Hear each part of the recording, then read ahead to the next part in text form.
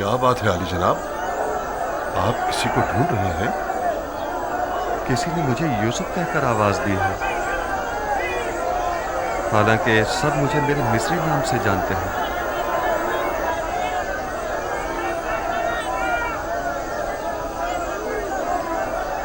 आप किसी को ढूंढ रहे हैं? एक खातून जो मुल्तजी अंदाज में अपने पूरे वजूद से मुझे यूसुफ के नाम से पुकार रही थी। काफी मानूस आवाज थी। देखना था, तुम्हें वो दिखाई दे रही है?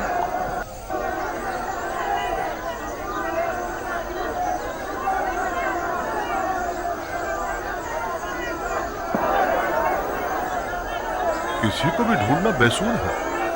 आपके इतने सारे चाहने वालों में किसी एक को ढूंढना, वो भी महज आवाज की बुनियाद पर, नामुमकिन है। हरकत करें।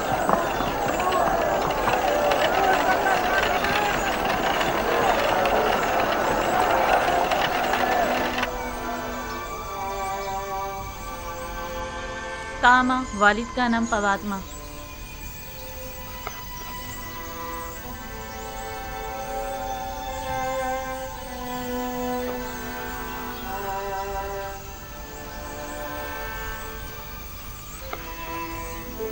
तो आप लोग आजाद हो गए?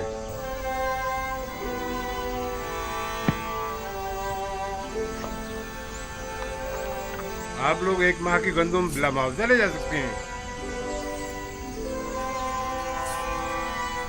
10 पैमाने आगे आओ।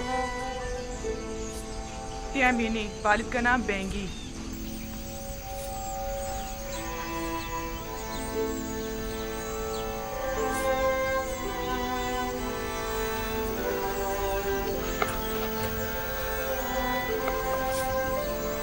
अच्छा, तो ये तुम्हारी आजादी की सनद है।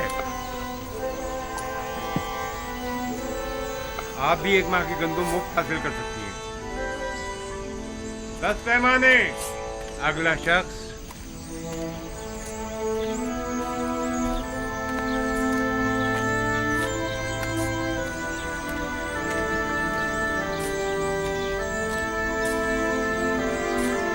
ये तुम्हारे 20 पैमाने गंदम, जाओ।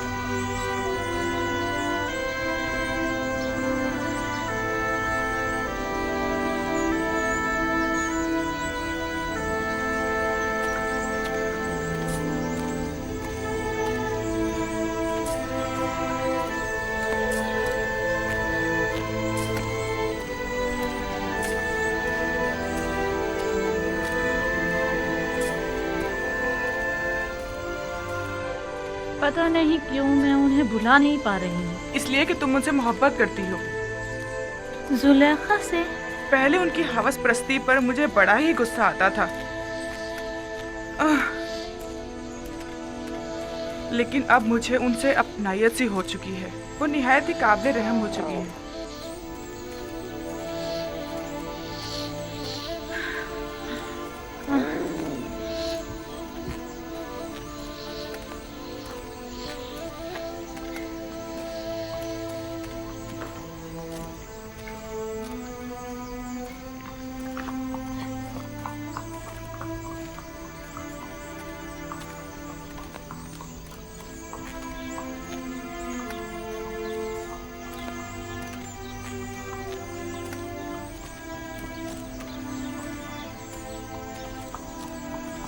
अरे हम यहाँ कैसे पहुँच गए? पता नहीं, हमारा तो यहाँ आने का कोई इरादा ही नहीं था। इतने सालों तक कहीं भी गए, वापस यहाँ आने की आदत सी हो गई है। अगर अभी बानो जुलेखा हमें देख लें तो कहेंगी, क्यों फिर आ गए तुम लोग यहाँ? क्या ख्याल है, थोड़ी सी गंदम बानो को ना दे दें? हाँ, दे दो, क्योंकि मुझे पता है कि बानो तो गंदम लेने के लिए कभी नहीं जाएंगी। मुझे तो डर है कि कहीं भूख से मर ही ना जाएं। हाँ चलो चलो।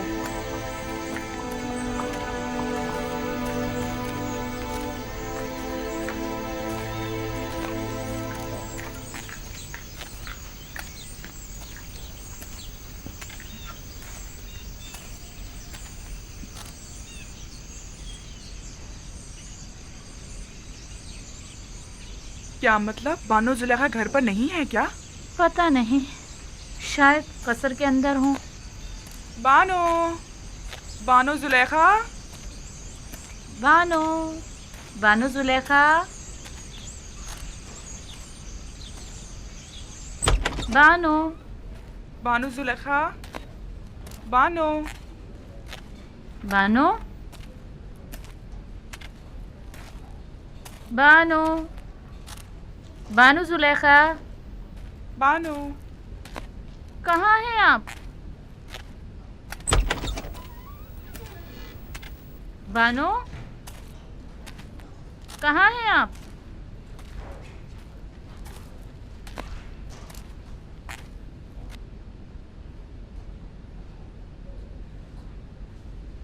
याद आ गया। तामा, मुझे पता है वो कहाँ गई होंगी, जहाँ हमेशा होती हैं। अभी आती ही होंगी। चलो तब तक थोड़ा सा गंदम पीसकर आटा गूंद लेते हैं।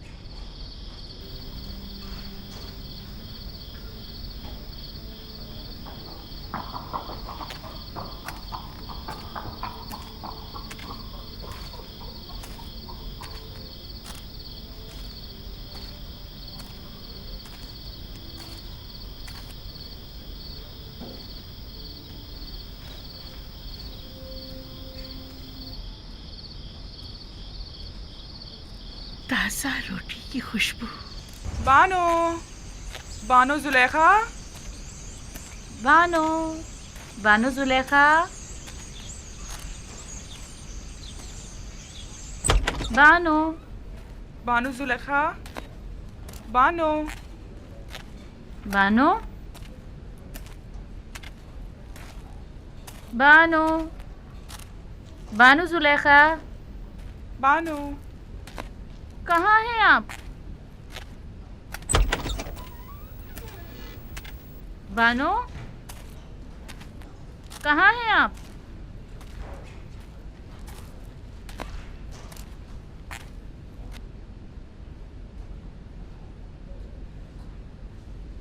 याद आ गया। तामा, मुझे पता है वो कहाँ गई होंगी, जहाँ हमेशा होती हैं। अभी आती ही होंगी। चलो तब तक थोड़ा सा गंदम पीसकर आटा गूंद लेते हैं।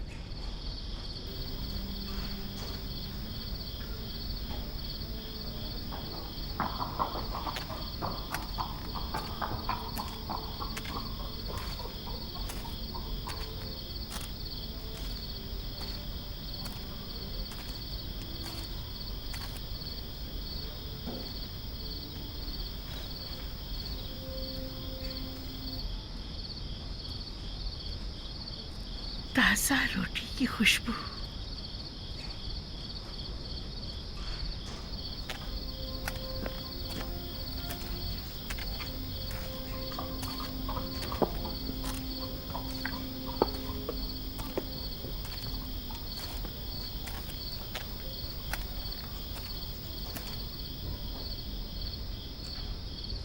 कौन है यहाँ?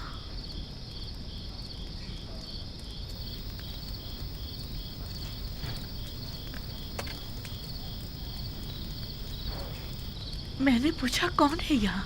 सलाम बानो, खुशामदीद बानो। हमने सारा कसर छान मारा, आप ना मिली। ये लीजिए ताज़ा रोटी। हम जानते थे कि अभी आप आती ही होंगी और यकीनन शदीद भूख लगी होगी, लिहाजा आपके लिए ताज़ा रोटी पकाई है। बड़ी बातें बनाना आ गई हैं। तुमसे यहाँ दोबारा आने को किसने कहा था?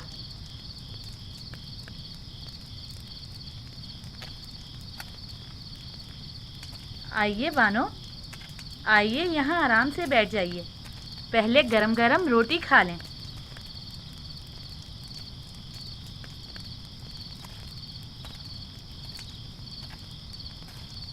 हमने सोचा कहीं बानो को भूख ना लगी हो, लिहाजा थोड़ी गंदम पीसी और गरम गरम रोटी तैयार कर ली। और हमने थोड़ा सा आटा यहीं पर रख दिया है। बस आप ही का इंतज़ार कर रहे थे कि एक नज़र बानो को देख लें। कहीं जाने की जरूरत नहीं। भला कोई अपने घर को भी छोड़कर जाया करता है।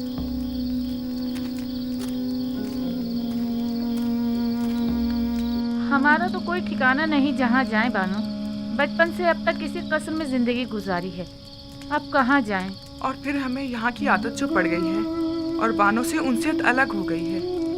इरादा तो कहीं और का था, लेकिन कहाँ नहीं मालूम।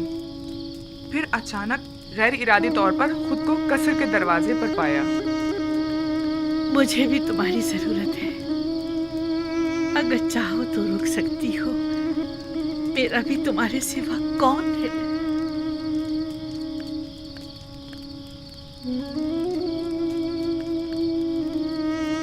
बानो, आपने ये तो बताया नहीं कि आज कहाँ गई थी। यूसुफ के दीदार को। यूसुफ? हाँ, यूसुफ। ओह, तो देखा उन्हें?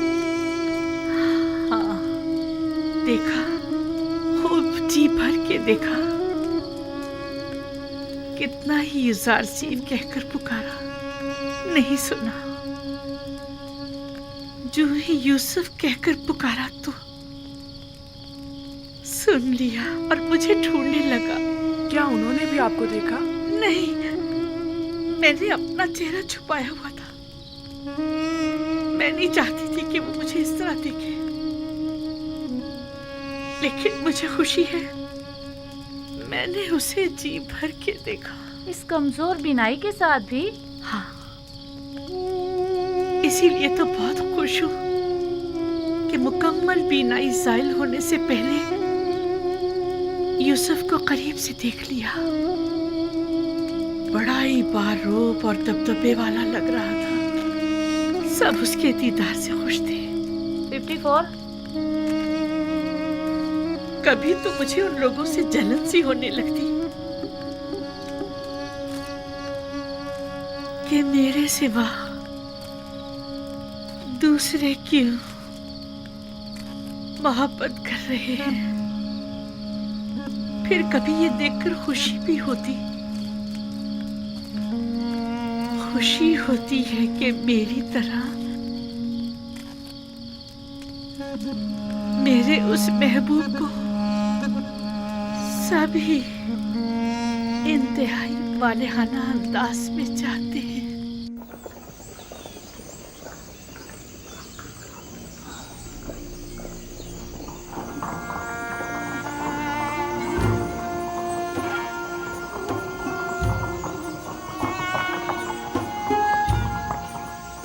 गोदामों की तरफ चलें।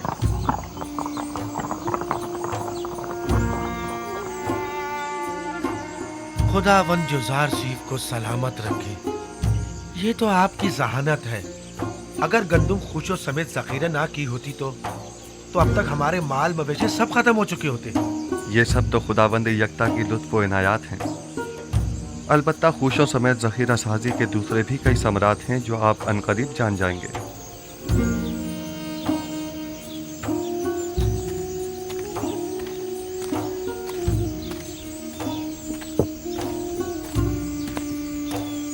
पैमाने, अगलाए 9 आमून फरजंदे गोद की, कुल 7 अफराद, 15 अदद भेड़ें, 2 अदद गायें। 7 अफराद के लिए 70 पैमाने गंदुम 70 दरहम की, और जानवरों के लिए चारे के 2 गट्ठे, कुल मिला के 90। सिक्के तो नहीं है? हीरे मोती, कोई सोना चांदी? अफसोस कि मेरे पास वो भी नहीं है। अलबत्ता गाय और भेड़ें हैं, अगर वो ले लें तो। कोई हर्ज नहीं, गाय भेड़ और बकरी भी ली जा सकती है। बस सनद ले लें ताकि वाज़ेह हो जाए कि अब ये माल हुकूमत मिस्र की मिल्कियत है। फिर वो जानवर उसी के मालिक को लौटा दिए जाएं ताकि वो उनकी देखभाल कर सके। यानी जो भेड़ें मैं गंदुम के बदले में दूंगा, मैं उन्हें दोबारा अपने पास रख सकता हूँ? बिल्कुल। बस ये याद रहे कि फिर ये हुकूमत मिस्र की मिल्कियत हो जाएगी, और जिस वक्त भी हुकूमत चाहेगी इन्हें आपसे वापस लेने की मजाज होगी। सपासगुजार हूँ या नबी खुदा, सपासगुजार हूँ। बेहतर इससे और क्या होगा? मेरी गायों में से एक के बदले में मुझे गंदुम दे दीजिए। बताइए किस जगह मुझे दस्तखत करने हैं, कहाँ पर? हम चलते हैं। सिपासगुजार हूँ या नबी खुदा। खुदा आपकी हिफाजत करे। अगर किसी के पास सिक्के ना हो तो ज़रो जवाहरात भी लिए जा सकते हैं, और अगर वो भी ना हो तो माल मवेशी कागजी कार्रवाई के बाद उन्हीं के हवाले कर दें। अगला शख्स। इसके अलावा घर, ज़मीनें और दीगर अमलाक भी कबूल कर सकते हैं। घरों के मालिकाना हुकूक हासिल करके उन्हें उसी घर में रहने दिया जाए, और इसी तरह ज़मीनें भी तहरीरी ज़मानत लेने के बाद काश्तकारी के लिए वापस काश्तकारों के हवाले कर दी जाए। मैं कुछ समझ नहीं पा रहा, इसमें क्या मसलहत है?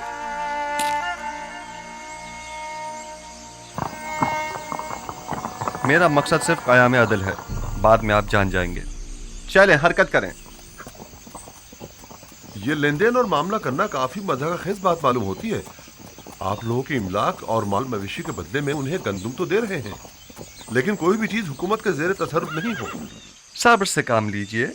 वक्त आने पर यह मज़ाक़खेज़ बात एक ऐसी हकीकत में तब्दील हो जाएगी जो नाकाबिल तसव्वुर होगी। बस इतना जान लें कि मिस्र को तहबाला करना होगा, ताकि वो जो हाकिम हैं महकूम हो जाएं, और वो जो अभी दूसरों के दस्ते नगर हैं खुद कफील हो जाएं। तो क्या ऐसा मुमकिन है? अगर खुदा चाहे तो हाँ।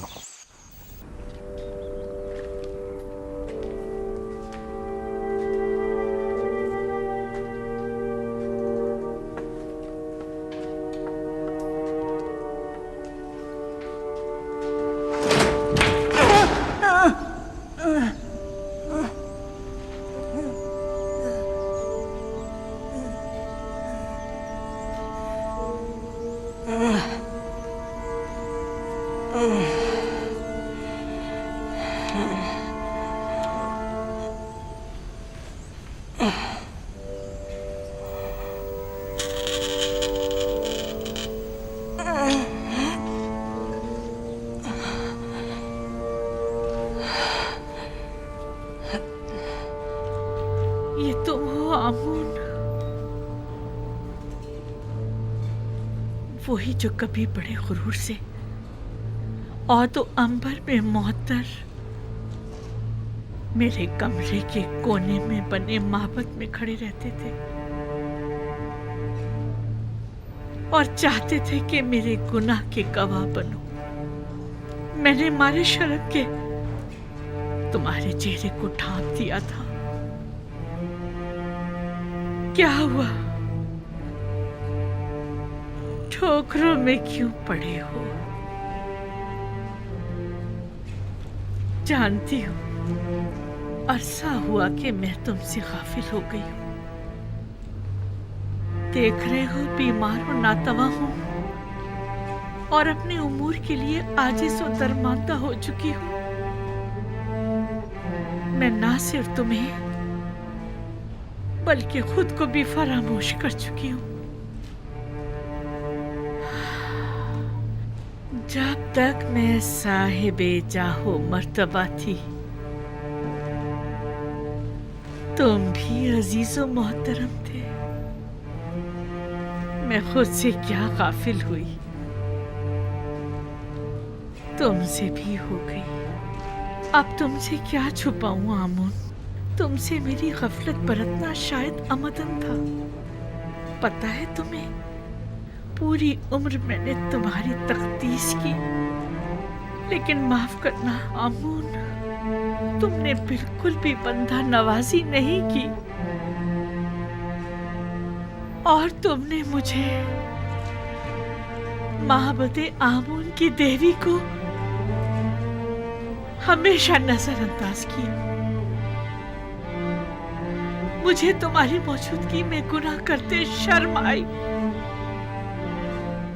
लेकिन तुमने मुझे लोगों के सामने शर्मसार होते देखा, लेकिन तुमने कुछ ना किया। खैर, तुम आमून हो, आमून, मिस्रियों के खुदाए अजीम आमून।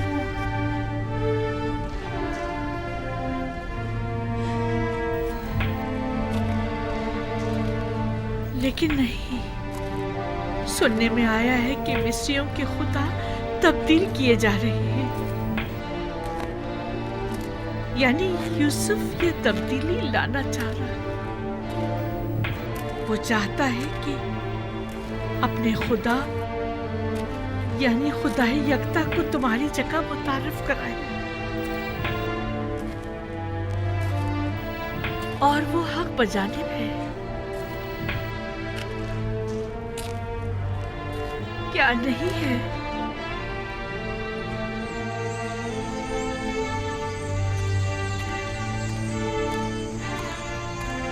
आमूर, देखा तुमने, यूसुफ एक गुलाम से ज्यादा कुछ न था,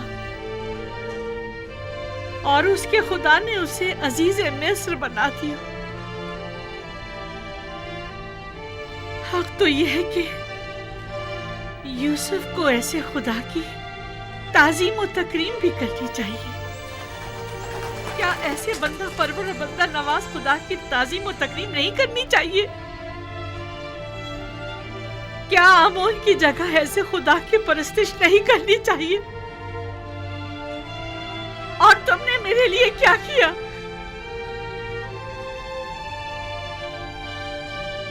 कम से कम बंदा नवाजी ही सीख लो यूसुफ के खुदा से।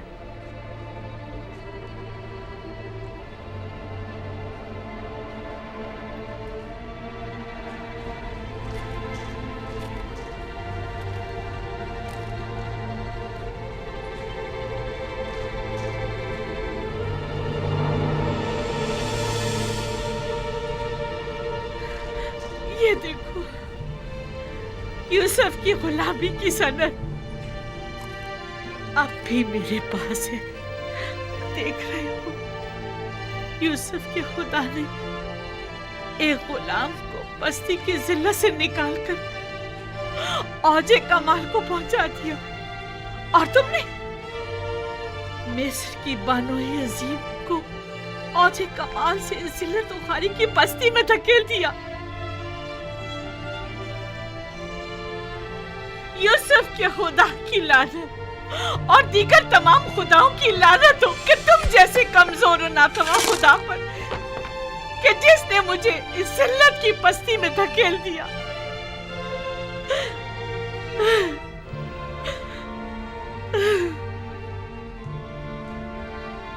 लेकिन नहीं, तुम तो इससे कहीं ज्यादा कमजोर हो कि जुलेखा को जलील कर सको। मेरे ख्याल में मेरी ये जिल्लत भी यूसुफ के खुदावंद के इरादे से है। मैं इसी जिल्लत की मुस्तहिक हूँ।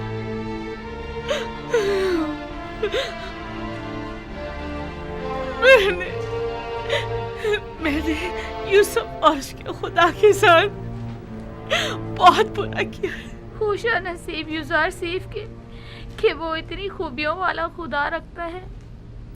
कौन है? क्या बात है, कोई काम था? नहीं बानो, आपके लिए खाना लाए।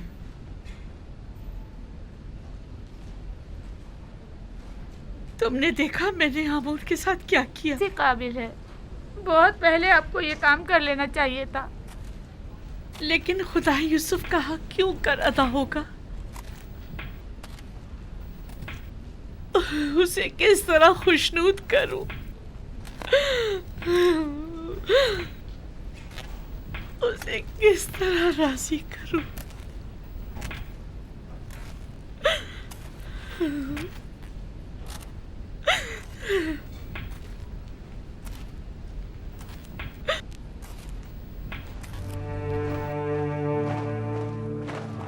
लश्कर मिस्र फरमानदे हुरम धूप की सरबराही में आमून हीथियों के साथ बरसों बरसरे पैकार रहने के बाद कामयाब व कामरान मिस्र वापस लौटता है।